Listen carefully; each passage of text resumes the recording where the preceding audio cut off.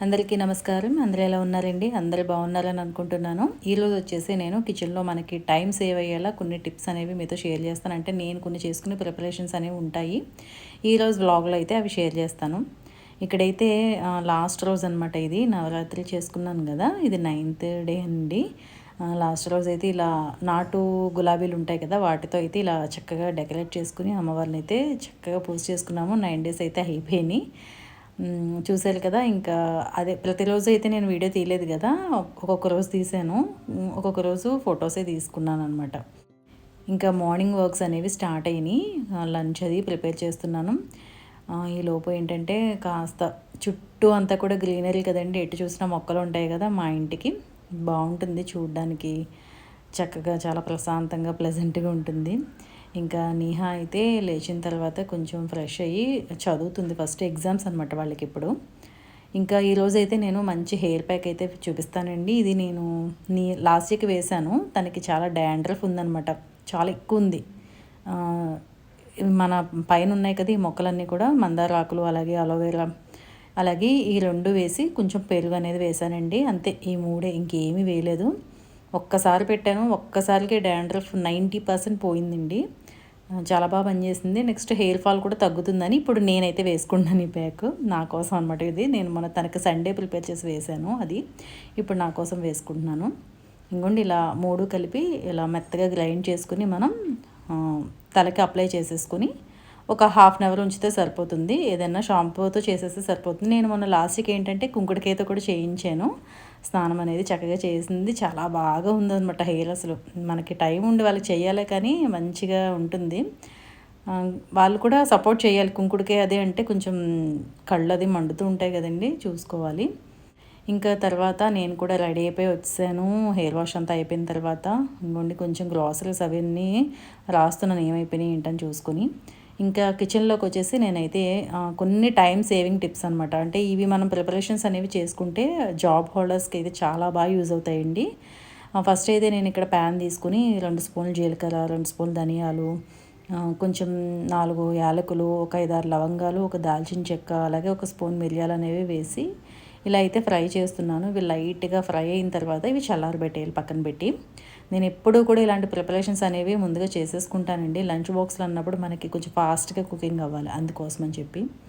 ఇంకోండి ఇలా చల్లారిన తర్వాత ఇలా నేను ఒక మిక్సీ గిన్నెలోకి తీసుకుని ఒకసారి పౌడర్ కొట్టిన తర్వాత ఇందులోనే కొంచెం అల్లం వెల్లుల్లి అనేది యాడ్ చేశాను.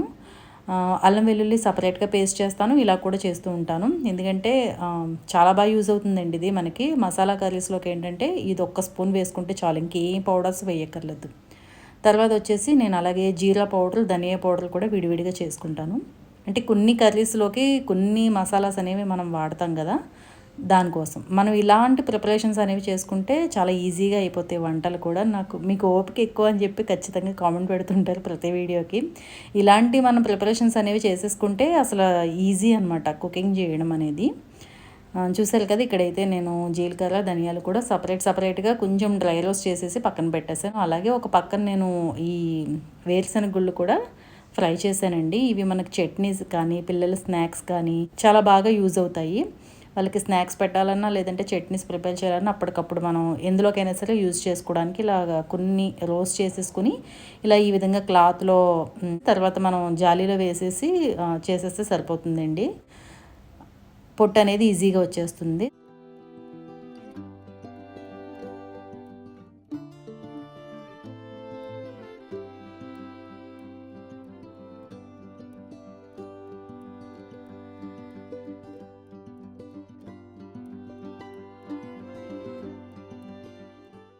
తర్వాత ఈ జీరా, ధనియా ఇవన్నీ కూడా పౌడర్స్ చేసేసాను.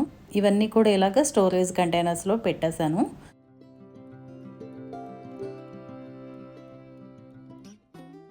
తర్వాత వచ్చేసి ఇంకోండి చింతపండు పేస్ట్ కూడా చేసుకుంటూ ఉంటాను కొంచెం నేను. పులుసులు అంత ఎక్కువ పెట్టను కానీ పప్పు, అలాగే చారు ఇలాంటి వాటిలోకి బాగా ఉపయోగపడతాయి. నెక్స్ట్ పులుసు కూరల్లో కూడా చాలా ఈజీగా ఉంటుంది అది వేసుకోవడానికి. ముందు చింతపండు ఏంటంటే ఇలా కొంచెం మునిగేలాగా వాటర్ అనేది వేసుకుని ఒక్కసారి పొయ్యి మీద పెట్టుకుని ఒక 5 మినిట్స్ ఉంచుకోవాలండి. తర్వాత మనం చేత్తో ఇలా గుజ్జు తీసుకోవాలి. తర్వాత ఇలా జాలి పెట్టి నేనైతే ఇలాగ స్పూన్తో కానీ చేత్తో కానీ మొత్తం గుజ్జంతా తీసేస్తానండి. ఇలా జాలి పెట్టడం వల్ల ఏంటంటే మనకి ఆ పల్ప్ ఒకటే వస్తుంది, అది మిగతా వేస్ట్ అంతా రాదు కదా, అందుకోసమని. ఇంకా ఇలా కొంచెం వాటర్ పెట్టి మనం ఈ గుజ్జంతా తీస్తాం కాబట్టి ఒక్కసారి ఇలా స్టవ్ మీద పెట్టుకొని మనం కొంచెం ఉప్పు పసుపు కూడా యాడ్ చేసుకొని ఇంకొక 10 మినిట్స్ అనేది ఉడకబెట్టుకోవాలి. అప్పుడు చల్లారిన తర్వాత ఇలా గ్లాస్ కంటైనర్లో మనం స్టోర్ చేసుకోవాలండి. ఇది మనకి ఈజీగా 1 మంత్ పైనే వస్తుంది. 1 మంత్ దాకా నిలవ అనేది ఉంటుంది, ఫ్రిడ్జ్లో పెట్టుకోవాలి. ఇంక ఈ పౌడర్స్ అనేవి మనం బయట పెట్టుకున్నా కూడా ఏం అవ్వదు. అలాగే మనం మసాలా పేస్ట్ ఒకటి ప్రిపేర్ చేసుకున్నాం కదండి, అది కూడా ఫ్రిడ్జ్లో పెట్టుకుంటే ఒక 1 మంత్ వరకు ఉంటుంది. తర్వాత నేను అటుకులతో కూడా ఇన్స్టెంట్ మిక్స్ ఒకటి చూపిస్తానండి. మనం బ్రేక్ఫాస్ట్ డైట్లో ఉన్నా లేదంటే పిల్లలకి స్నాక్ కింద ఇవ్వాలన్నా అప్పటికప్పుడు చేసుకోవచ్చు. కొంచెం ప్యాన్ తీసుకుని ఒక 2 స్పూన్స్ ఆయిల్ అనేది వేసుకుని ఇలా ఆవాలు, తర్వాత పచ్చిశనగపప్పు, వేరుశనగ గుళ్ళు, కొంచెం కరివేపాకు, పచ్చిమిర్చి ఇవన్నీ వేసి కొంచెం రోస్ట్ చేసుకున్న తర్వాత పసుపు వేసేసి, తర్వాత ఇవి నేను అటుకులు అనేవి డ్రై రోస్ట్ చేశానండి. అంటే ఎంటీ ప్యాన్లో అంటే ఏం వేయకుండా రోస్ట్ చేసిన అటుకులు ఇవి ఒక 2 కప్స్ తీసుకుని నేను ఇలాగా వీటిలో కలిపేసి ఒకసారి ఫ్రై చేసేసి పక్కన పెట్టేశాను. ఇవి కూడా చల్లారిన తర్వాత మనం స్టోర్ చేసుకోవాలి. దీంతో ఎలా అయితే మనం చేసుకోవచ్చు అంటే ఇలా అయినా సరే తినేయచ్చు, లేదా ఉప్మా కింద లేదా పోహా కింద మనం చేసుకుంటాం కదా, అలా చేయాలంటే కనుక ఇంకోండి కొన్ని అటుకులు అనేవి మనం తీసుకుని అవి జస్ట్ మునిగే వరకు హాట్ వాటర్ అనేది వేసుకోవాలి. తర్వాత వేసుకుని ఒక 5-10 మినిట్స్ పక్కన పెట్టేసిన తర్వాత అందులోకి ఇలాగా ఆనియన్స్, అలాగే నిమ్మరసం, కొంచెం సేవ్ ఉంటాయి కదా, ఇవన్నీ కూడా వేసుకుంటే మనకి అటుకులు చాలా బాగుంటుందండి. ఇది పిల్లలకి అప్పటికప్పుడు చేసి ఇవ్వచ్చు. మార్నింగ్ టైం లేదన్నప్పుడు ఇన్స్టెంట్ బ్రేక్ఫాస్ట్ అనమాట. ఇదే విధంగా బొంబాయి రవ్వతో కూడా ప్రీమిక్స్ అనేది చేసుకోవచ్చు. అయితే బొంబాయి రవ్వ అంత హెల్దీ కాదు కాబట్టి నేను అది చేయను ఎక్కువ, అందుకే నేను అటుకులు ప్రిపేర్ చేస్తూ ఉంటాను. అలాగే ఒక్కొక్కసారి మనం దోశలు, ఇడ్లీలు సపరేట్గా గ్రైండ్ చేయాలంటే అందరికీ అవ్వకపోవచ్చు. అప్పుడు ఏంటంటే మనం ఇలాగ ఒక గ్లాసు మినపప్పుకి 2 గ్లాసులు బియ్యం అనేది తీసుకున్నానండి. అందులో ఒక 2 స్పూన్లు మెంతులు కూడా వేయాలి. ఆ తర్వాత ఇలాగ ఒక 1/2 కప్పు అటుకులు, 1/2 కప్పు సగ్గుబియ్యం, ఇవి వచ్చేసి మనం గ్రైండ్ చేసి ఒక అరగంట ముందు నానబెట్టుకుంటే సరిపోతుంది. అవైతే ఓవర్ నైట్ అనేది మనం నానబెట్టాలి. ఇంకోండి నానబెట్టిన తర్వాత ఇలా ఇవి ఒక అరగంట ముందు అయితే నేను నానబెట్టి ఉంచాను అటుకులు, సగ్గుబియ్యం అనేది. ఈ క్వాంటిటీలో తీసుకుని మనం చక్కగా ఇడ్లీ మిక్స్ మనం రుబ్బుకుంటాం కదా, అలా మనం ఈ కన్సిస్టెన్సీలో రుబ్బుకుంటే మరి పల్చగా దోశలకు కాకుండా ఇది మనం ఇడ్లీ కానీ ఊతప్పం కానీ ఇంకొంచెం వాటర్ యాడ్ చేస్తే దోశలు కూడా వేసుకోవచ్చు. అంటే మనకి బయట నుంచి మనం ఫుడ్ అనేది ఆర్డర్ పెట్టకుండా ఇలాంటి ప్రిపరేషన్స్ వల్ల ఇంట్లోనే ఫాస్ట్గా కుక్ చేసుకోవడానికి బాగుంటుందండి. మీరు చూస్తూనే ఉంటారు, ఏ ఒకటి నేను పిల్లలకి అరేంజ్ చేస్తూనే ఉంటాను మ్యాక్సిమం కుదిరినంత వరకు. ఇంకా తర్వాత వచ్చేసి మనకి మీగడ, పాల మీద మీగడ ఉంటుంది కదా, పాలు తీసిన తర్వాత ఆ గిన్నెలో మనకి మీగడ అలా కట్టేస్తూ ఉంటుంది అడుగున, అది మలై అంతా అలా ఉండిపోతుంది కదండి. అది వేస్ట్ అవ్వకుండా మనం ఇలా దాంట్లోనే గోధుమ పిండి అనేది వేసేసి ఆ మలైతో ఈ గోధుమ పిండి అంతా కూడా కలిపేసి ముద్దలాగా, అంటే కొంచెం వాటర్ అనేది యాడ్ చేసుకుని ఇలా కలిపితే చాలా కమ్మగా ఉంటాయండి చపాతీలు అనేవి, చాలా టేస్ట్గా ఉంటాయి. మలై కూడా వేస్ట్ అవ్వదు. అలాగే ఆ అడుగు అంతా మనకి పాలంతా కూడా వేస్ట్ అవ్వకుండా ప్యాన్ కూడా ఈజీగా క్లీన్ చేయొచ్చు అనమాట. చూసారు కదా, ఇక్కడ నేను ఆ మలైతో ఈ గోధుమ పిండి అంతా తడిపేసి కొంచెం వాటర్ కూడా యాడ్ చేసి, తర్వాత ఆయిల్ కావాలితే ఇలాగ మనం పైన వేసుకొని కొంచెం ఒక పావుగంట కొంచెం ఆగిన తర్వాత మనం చపాతీలు చేసుకుంటే చాలా స్మూత్గా వస్తాయి, చాలా టేస్టీగా కూడా ఉంటాయి.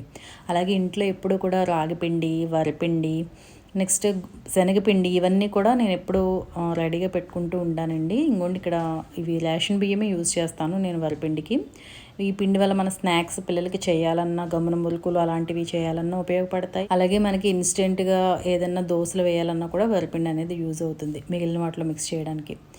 ఇదిగోండి నేను మార్నింగ్ ఇవి చేస్తున్నప్పుడే బియ్యం అనేది వాష్ చేసేసి పైన ఎండబెట్టేశాను.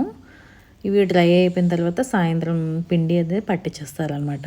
ఇవన్నీ కూడా మనం ఎప్పటికప్పుడు అయిపోయిన తర్వాత ఎప్పటికప్పుడు అన్నీ ఒకసారి ప్రిపేర్ చేసుకున్నా, లేదంటే ఎప్పటికప్పుడు అయిపోయినవి ప్రిపేర్ చేసుకున్నా కూడా సరిపోతుంది. నేనైతే ఇవి ఒక 20 డేస్కి అలా ప్రిపేర్ చేస్తూ ఉంటానండి. ఇలా మనం ఫుడ్కి సంబంధించిన ప్రిపరేషన్స్ అనేవి ముందు చేసుకుంటే కనుక కుకింగ్ అనేది ఫాస్ట్గా అవుతుందండి. అయితే చూసారు కదా, నేనైతే చేసుకున్న ప్రిపరేషన్స్ ఇవన్నమాట ఈరోజు. ఎందుకంటే మార్నింగే అంత హడావిడి లేకుండా మనకి చక్కగా కుకింగ్ అయిపోవాలంటే బాగా యూజ్ అవుతాయి. అలాగే జాబ్ హోల్డర్స్ కూడా ఈ టిప్స్ అనేవి బాగా యూజ్ అవుతాయండి. వాళ్ళకి టైం అనేది తక్కువ ఉంటుంది కాబట్టి ఇలాంటి ప్రిపరేషన్స్ అనేవి ఎప్పుడైనా ఖాళీగా ఉన్నప్పుడు చేసుకుంటే చాలా ఈజీగా ఉంటుంది. అయితే ఈవినింగ్ అనమాట. ఇంక ఇక్కడ మొన్న ఈనాడు బుక్ వస్తుంది కదా మనకి సండేస్. ఇందులో వచ్చేసి ఈ కాలమ్ అయితే వచ్చిందండి ఈసారి. ఈ ఆర్టికల్ అయితే ఇల్లు సర్దకపోతే సమస్య అని చెప్పి. నేను చాలా బాగా రిలేట్ అయ్యాను దీనికి. మీలో చదువుంటారో లేదో అని చెప్పి నేను ఇక్కడైతే చూపిస్తున్నాను. ఈ ఆర్టికల్ వచ్చేసి అంటే ఇల్లు చిందరవందరగా ఉంటే గనక మన హెల్త్‌కి, అలాగే మన మైండ్‌కి అన్నింటికి కూడా ఎలా మనకి సమస్య కింద ఉంటుందో అంతా కూడా ఉందనమాట. ఇల్లంతా కూడా ఎప్పుడు నీట్‌గా ఉండడం వల్ల మనకి ఉండే బెనిఫిట్స్ ఇవన్నీ కూడా డీటెయిల్డ్‌గా ఉందనమాట. నేను బాగా కనెక్ట్ అయ్యింది. దీనికి. పేపర్ వేయించుకునే వాళ్ళు ఖచ్చితంగా ఈ కాలమ్ చదివి ఉంటారు. మన సండేలో వచ్చింది. ఎవరిని మిస్ అయ్యారని చెప్పి నేనైతే ఇక్కడ ఇది షేర్ చేశానండి. ఇంక ఇవన్నీ చూసుకొని ఈరోజైతే ఈ ప్రిపరేషన్స్ అనేవి చేసుకున్నాను. చూసారు కదండి వీడియో నచ్చితే కనుక తప్పకుండా లైక్ చేయడం మాత్రం మర్చిపోవద్దు. లైక్ చేయండి, షేర్ చేయండి, కమెంట్ చేయండి, ఛానల్ సబ్స్క్రైబ్ చేయండి. మళ్ళీ ఒక మంచి వీడియోతో మళ్ళీ మీ ముందు ఉంటాను. Thank you for watching.